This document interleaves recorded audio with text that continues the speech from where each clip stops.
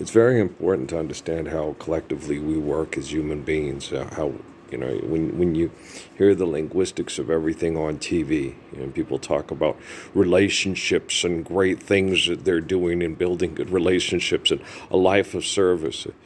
Service is doing things correctly. Are you living the Lord's Prayer?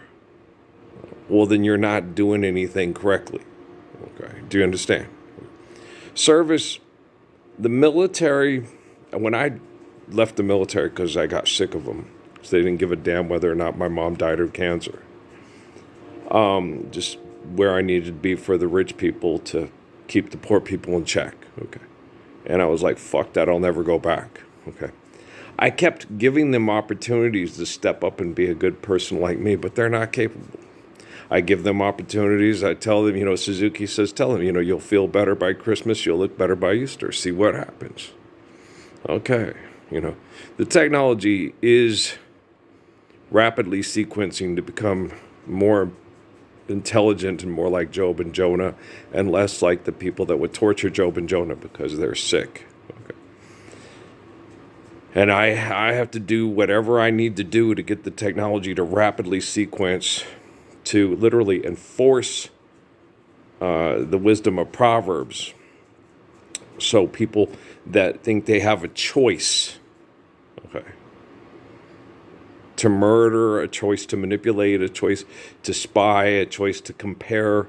I never went into people's houses, okay, studying them and then comparing myself to them and seeing myself superior because I went into their house to move ahead of them to murder, clone, and do all the sick things you guys are participating in. I didn't understand it when I went to Sierra Vista. I didn't understand the people I was connecting to. I didn't understand it when I came back to Las Cruces.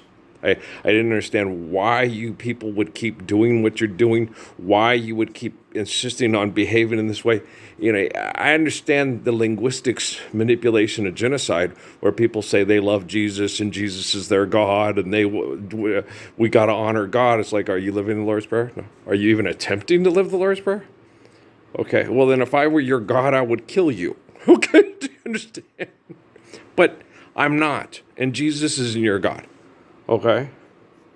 But if you claim that Jesus is God, okay, and you don't want to live, my dad wants to live the Lord's Prayer. He just doesn't think that the wealthy are going to let us do it. And he thinks it's going to happen magically after he dies with Jesus, who he believes is his magic God. My whole family does. Okay. My family wants to live the Lord's Prayer of Jesus Christ. They just don't believe on planet Earth, because Jesus hasn't come down from the clouds to minister the Lord's Prayer, that where it's going to happen, and if it does happen, it's going to be magic, and it's sure the hell ain't going to be Crazy Earl. Okay, but Book of Revelation talks about, okay. And so I always tell my family, when this shifts, when the technology shifts, you're not going to be able to say, Earl, I believed you. I believe you're more like Jesus than the comic book character in my head that Constantine sold us, and he was a sick fuck, which he was. Okay, I'll say that. I'm not trying to impress Megan Thee Stallion or Nicki Minaj because I say shit and fuck a lot because your shit is fucked up. I'm trying to impress upon them. I want you to love and be loved. Okay. I don't want to spy in your house. I don't want to, gosh, I wish I was having sex with Megan Thee Stallion instead of Amy. Okay. Amy's my wife. I don't want to see inside Megan Thee Stallion's house and see her have sex with someone else and wish I was at someone else having sex with her. That's sick. That's coveting.